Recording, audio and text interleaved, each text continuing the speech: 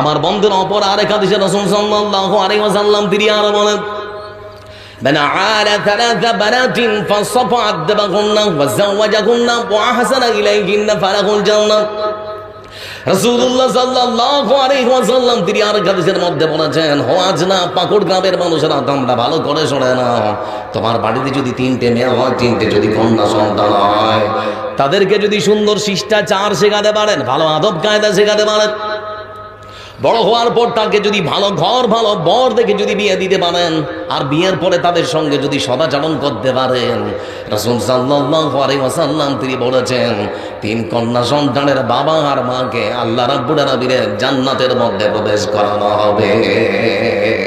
ভাবা যায় মানে এক হাদিসে বলা হচ্ছে জাহান্নাম হারাম, আরেক হাদিসে বলা হচ্ছে জান্নাতের দরজা খোলা। আচ্ছা এবার এখানে আছেন দুজন মেয়ে আছে, দুটো মেয়ে আছে কার কার? দুটো এবার বেশি নাকি সংখ্যায় একটু বেশি। এবার মনে হয় আপনাদের মনটা খারাপ, বলে মৌলভী সাহেব তিনজন যার তার জন্য জান্নাতের দরজা বন্ধ, জান্নাতের দরজা খোলা, জাহান্নামের দরজা বন্ধ।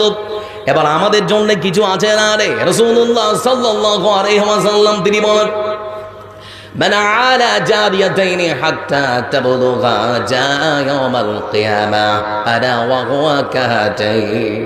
অন্যান্য আরো হাদিসের রাওয়ায়াত এসেছে, আমার দিকে দেখা রাসূলুল্লাহ সাল্লাল্লাহু আলাইহি ওয়াসাল্লাম তিনি বলেন আপনাদের মধ্য থেকে কারো ঘরে যদি দুটো মেয়ে হয়, দুটো যদি কন্যা সন্তান থাকে, রাসূল সাল্লাল্লাহু আলাইহি ওয়াসাল্লাম তিনি বলেছেন শুনে নাও তোমরা যদি তাদের ভালো মতো দেখভাল করতে পারো আমি মুহাম্মদ সাল্লাল্লাহু আলাইহি ওয়াসাল্লাম আর তোমরা দুই কন্যা সন্তানের দুই মেয়ের বাবা আর মা জান্নাতের মধ্যে এই মতো করে পাশাপাশি আমরা থাকবো।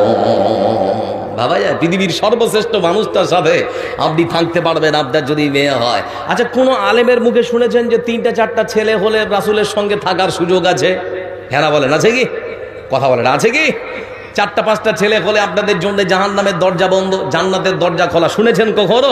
কখনো শুনতে পারবেন না।